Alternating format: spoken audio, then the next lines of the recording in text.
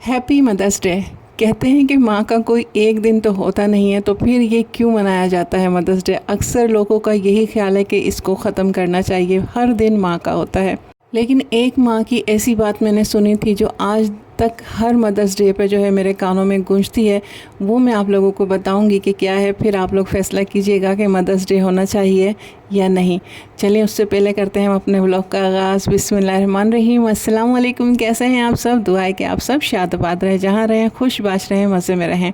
तो कल mother's day पे मेरे बच्चों ने भी तमाम बच्चों की तरह मेरे लिए भी सरप्राइज़ प्लान किया था और उन लोगों ने भी ये केक वगैरह मंगाया। छोटी छोटी खुशियाँ हैं और एंजॉय कर रहे हैं बच्चे, तो हम बच्चों को खुश होने देते हैं कि चलें जिसमें उनकी खुशी। कम से कम इतना तो सीख रहे हैं ना कि माँ को किस तरह से खुश किया जाता है। और बस ये सबकी अपनी सोच है, कोई इसे पॉजिटिव वे में लेता है, कोई इसे नेगेटिव वे में। तो चलिए जी, जो बात मैंने आप लोगों को बतानी थी वो मैं बताती हूँ। कुछ साल पहले की बात है, मैं एक टीवी प्रोग्राम देख रही थी और ये मदर्स डे का ही दिन था। तो वहाँ एक टीवी एंकर हैं, वो एक ओल्ड एज होम में जाती हैं, तो वो वहाँ का मंजर देखकर हैरान होती है। कुछ मदर्स जो हैं बहुत खुश होती हैं क्योंकि उनके बच्चे मिलने के लिए आए होते हैं, और कुछ मदर्स के चेहरे पर एक उम्मीद होती है कि बच्चे मिलने आएंगे ज़रूर आज के दिन। कम से कम पोती पोता और नवासी नवासा ही उन्हें खींच कर ले आएंगे कि आज मदर्स डे है तो हम भी चलते हैं दादी या नानी से मिलने के लिए।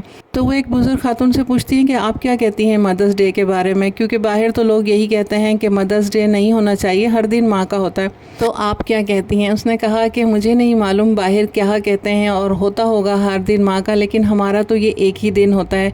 हम जो ओल्ड एज होम में जो हम जितनी भी माएँ पड़ी हैं ना, ये दिन हमारे लिए बड़ी उम्मीद का होता है कि आज जो है ना हमारी पोती पोता नवासी नवासा और हमारी बेटी बेटा जो है ना हमसे मिलने के लिए आएंगे। चाहे दुनिया को दिखावे के लिए ही आए, लेकिन आते ज़रूर हैं। तो ये एक दिन होता है पूरे साल में कि जब हमें अपने बच्चों की शक्लें देखने के लिए मिल जाती हैं और हमारी आंखों को ठंडक मिल जाती है। तो मैं तो यही रिक्वेस्ट करूँगी कि प्लीज़ इस दिन को ख़त्म ना किया जाए। ये दिन हमारे लिए बड़ी उम्मीदें लेकर आता है।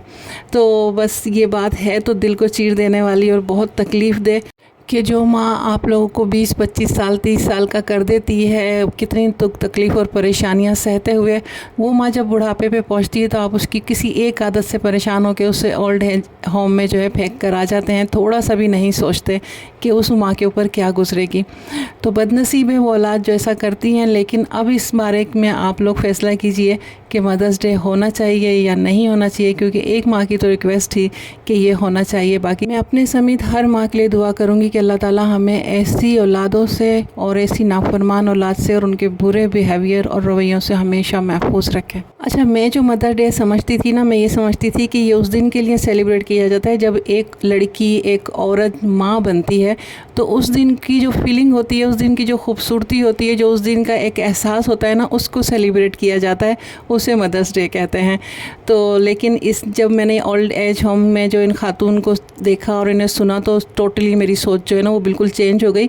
और मैं सोचने लगी कि अच्छा, तो ये गोरों ने जो बनाया है, ओल्ड एज होम भी उन्होंने ही बनाया और मदर्स डे भी उन्होंने ही बनाया, तो शायद ये वहाँ की मदर्स के लिए बनाया होगा कि जो उनके भूले भटके बच्चे होते हैं वो आके उस दिन अपनी माँ से मिलें। लेकिन फिर ये चीज़ जो है एक रिवायत पकड़ गई और फिर ये एक जो है सोशल मीडिया के थ्रू जो है शोशा भी बन गई।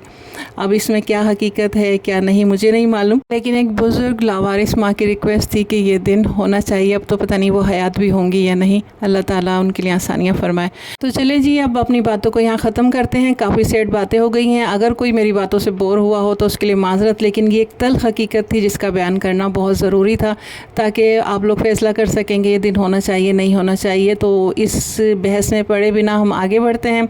वो जो था कल का व्लॉग था और आज हम आ जाते हैं एज़ यूजुअल अपनी रूटीन पे। जैसे सुबह ही उठते मैंने कहा कि सबसे पहले मैं पानी की बॉटल्स जितनी भी खाली होती है ना वो सब वॉश करती हूँ। तो आज जो है सबसे पहले मैंने अपनी वो तमाम बॉटल्स वगैरह वॉश की। आपने देखा ब्रश भी मैंने बड़ा लिया हुआ है क्योंकि मेरे पास बड़ी बड़ी बोतलें भी हैं ना, तो वो सारी बोतलें जो है ना उस ब्रश से अच्छे से वॉश हो जाती हैं। जब से ब्रश लिया है ना काफ़ी आसानी हो जाती है मुझे ये बोतलें वगैरह वॉश करने के लिए। तो अगर किसी और को भी ब्रश का यूज़ करना है और वो सोच रहा हो कि ब्रश लेना चाहिए या नहीं, तो मैं उससे बोलूँगी कि हाँ ले लेना चाहिए, कुछ ना कुछ आसानी हो जाती है। बाकी जो मैं एक जग आप लोगों को दिखा रही थी ना, वो जग मुझे ज़्यादा पसंद है। वो आराम से फ्रिज में भी रखा जाता है, आराम से वॉश भी हो जाता है और वो मुझे कहीं और नज़र आएंगे तो मैं उससे ज़रूर ले लूँगी। जी सुबह के काम में जो है किचन का काम फारिग करके जो है ना मैं आ गई हूँ यहाँ अपने लॉन्ड्री एरिया में। यहाँ मुझे कपड़े वॉश करने हैं और कपड़े वॉश करने से पहले ना मैंने ये शूज़ रेक जो है इसको साफ़ किया है। और आप शूज़ देख रहे हैं कितने गंदे हो रहे हैं, डर्टी हो रहे हैं।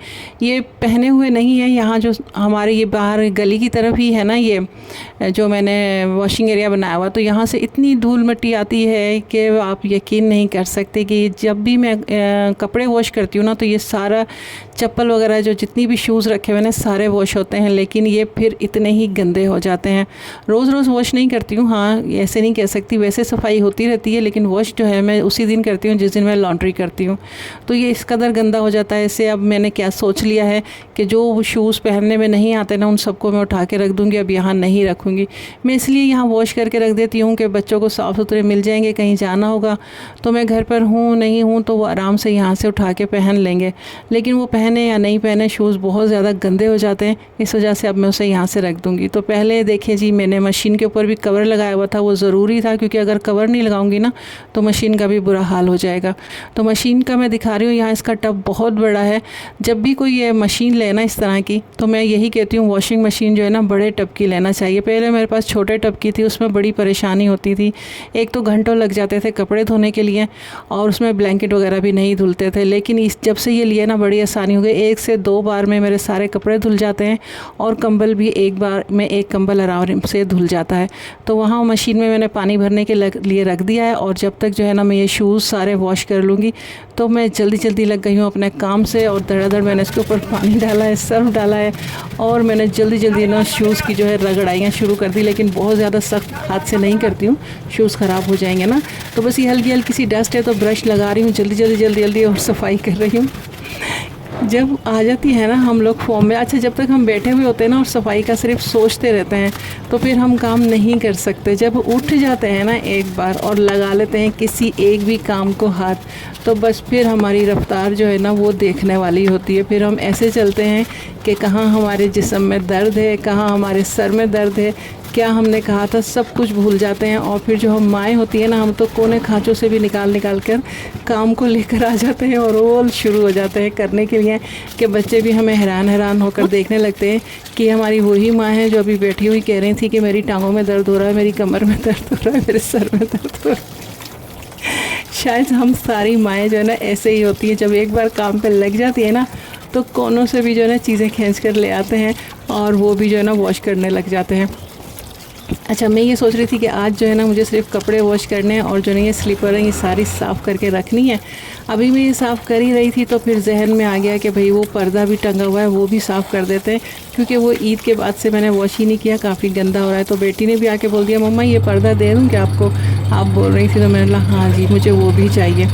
तो उससे पहले जो यहाँ में हमने मशीन में जो है सर्फ वगैरह डाल दिया है। आप देखेंगे कि जितने भी मेरे यहाँ टब में कपड़े थे ना वो तकरीबन सारे ही इसमें आ जाएंगे। और हाँ गर्मियों का दिन है, स्मेल ज़्यादा हो रही है, पसीना बहुत है, तो जो फैब्रिक कंडीशनर वगैरह होते हैं ना उनका यूज़ ज़्यादा अच्छा रहता है। वैसे तो जब कपड़ों को खंगालते हैं ना उस वक्त इसका यूज़ करना चाहिए, लेकिन इतना बड़ा टब नहीं है जिसमें मैं सारे कपड़े डाल के ना ये फैब्रिक कंडीशनर डाल सकूं। तो फिर अभी वॉश करते हुए ही मैंने डाल दिया है।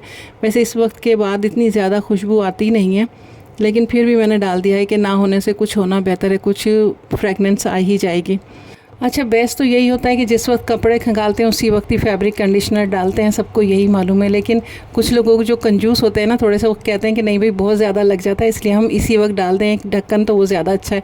तो फिर जो कंजूस लोग हैं मेरी तरह थोड़ा सा किफ़ायतशार हैं तो उनके लिए मैं यही बोलूँगी कि एक स्प्रे बॉटल ले लें, पानी डालें, उसमें जो है ना फैब्रिक कंडीशनर डाल दें और जैसे आप कपड़े खंगाल के तार पे डाल रहे हैं ना, एक लेयर डाली है तो उसके ऊपर स्प्रे कर दें, और अगर उसके ऊपर दूसरी लेयर डालेंगे ना तो फिर दूसरी लेयर डालें और उस पर भी जो है ना स्प्रे कर दें। इस तरह से क्या है कपड़े भी सॉफ्ट और शाइनी रहेंगे और जो उसमें खुशबू है ना वो काफ़ी देर तक रहती है, यानी कि कपड़े वो आप इस्तेमाल कर लेंगे ना तब तक उसके अंदर वो खुशबू रहेगी। तो शूज़ वगैरह साफ़ करके हो गए हैं, मशीन लगा दी है। तो यहाँ मैं आ गई हूँ पर्दा लेने के लिए और बेटी को खड़ा कर दिया कि ज़रा ये पर्दा मुझे उतार कर दो। तो वो बेचारी जो है उसकी हेल्प से जो है मैं ये पर्दा उतरवा रही हूँ। अच्छा जब भी ये पर्दे वगैरह वॉश करें ना डायरेक्ट इन्हें सर्फ में ना डालें, डायरेक्ट इसे मशीन में ना डालें, क्योंकि उनके ऊपर होती है बहुत ज़्यादा डस्ट होती है। जैसे ही आप इसे मशीन में डालेंगे और सर्फ में डालेंगे ना तो वो सारा पानी हो जाएगा एकदम काला गंदा सा। तो मैं क्या करती हूँ, मैं पहले इसे ले जाऊँगी और इसके ऊपर पहले अलग से जो ना ढेर सारा पानी पानी डालूंगी और इसमें जितनी भी गंदगी और डस्ट है ना, काला कालापन होगा, वो निकाल दूंगी। अब कुछ लोग बोलेंगे भाई हमारे इतना पानी नहीं होता, तो फिर ऐसा करें, जो कपड़े आप खंगालें ना उसके नीचे जो इस पर्दे को रख दें, ताकि वो कपड़े खंगालते हुए जो पानी निकलेगा ना उसकी मदद से इसकी सारी डस्ट वगैरह हट जाएगी। फिर उसके बाद आपने इसको सर्फ में या मशीन में डालना है, फिर वॉश करेंगे तो आप लोग देखिएगा कि कितना निखरा हुआ और एकदम साफ़ सुथरा होगा ये पर्दा जब धुल कर आएगा। तो इसी तरह से मिट्टी के साथ डाल देंगे ना, तो फिर जब धोएंगे ना तो इतना अच्छा मज़े का साफ़ नहीं होता। तो अच्छा जी, देखें बड़ी मशीन होने का ये फ़ायदा है कि 2 ही टब में मेरा काम हो गया, 1 घंटे के अंदर अंदर मैं फ्री हो गई हूँ। मशीन भी धुल गई है, मशीन का कवर भी सर्फ से मैंने धो के साफ़ कर दिया है। और ये साफ़ियाँ हैं ना, आप देखेंगे जो इसे मैं किचन में रखती हूँ ना, तो ये मुझे किचन में नज़र नहीं आती, जब मैं यहाँ कपड़े धोती हूँ ना तो यहाँ नज़र आती है। मतलब कि बेटी हर साफ़ी को जो है ना सफाई के लिए इस्तेमाल कर लेती है और किचन में रह जाती है मेरे पास वो एक ही साफ़ी, और उसी से ही फिर मैं सफाई करती रहती हूँ। जितनी भी मैं लेकर आती हूँ वो मुझे यहाँ मिलती हैं, और फिर उनसे जब दूसरी सफाई हो जाती है तो फिर वो किचन में मैं लेकर नहीं जाती हूँ, दिल नहीं करता है फिर उसे किचन में इस्तेमाल करने का। अच्छा, यहाँ मैंने 3 रस्सियाँ बांधी हुई हैं और तीनों फिल हो गई हैं, और ऊपर नीचे जो है ना इन सब के ऊपर कपड़े डले हुए हैं। और क्योंकि छोटी छोटी हैं, बहुत ज़्यादा बड़ी नहीं है ना, तो बस ऊपर नीचे ही कपड़े डालने पड़ते हैं। तो यहाँ सारा लॉन्ड्री एरिया साफ़ सुथरा हो गया है, शूज़ रैक, शूज़ सब कुछ धो धुला के साफ़ कर दिया। ये सब देख के दिल को इतना कोई सुकून मिल रहा है ना कि बस क्या बताऊँ। तो आप लोग बताइएगा आज का मेरा व्लॉग आप लोगों को कैसा लगा, मेरी वीडियोज़ आप लोगों को कैसी लग रही हैं, कमेंट करके ज़रूर बताइएगा। ज़्यादा से ज़्यादा लाइक शेयर एंड सब्सक्राइब करें, फैमिली फ्रेंड के साथ शेयर करें, आपकी सपोर्ट की ज़रूरत है।